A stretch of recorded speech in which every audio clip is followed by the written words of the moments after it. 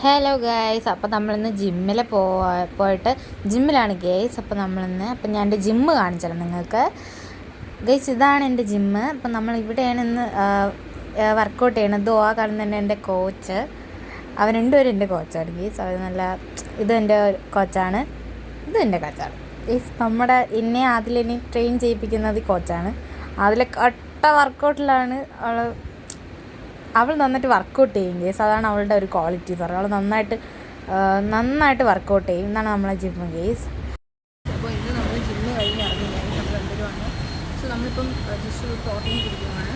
ഇനി നമ്മളിനി നേരെ വീട്ടിലേക്കാണ് നമ്മൾ പോകുന്നത് ഗേസ്. അപ്പോൾ കുറച്ച് നേരം നമ്മൾ റെസ്റ്റ് ചെയ്ത് ഒരു റീൽസൊക്കെ എടുത്തതിന് ശേഷം നമ്മൾ വീട്ടിൽ പോകുന്നതായിരിക്കും ഗേസ്.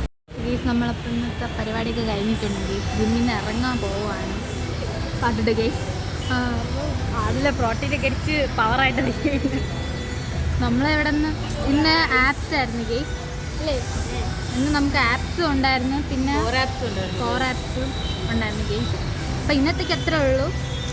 അപ്പം ഇനി ഞാൻ ഇവിടെ നല്ല മഴയൊക്കെ ഉള്ള ക്ലൈമറ്റാണ് ഗേസ്, കാണിച്ചു തരാം ഗേസ്. മഴ വന്നാൽ ഒടുക്കത്തെ മഴ, വെയിൽ വന്നാൽ ഒടുക്കത്തെ വെയിൽ. എന്തുവാ ഗേസ് ഇത്?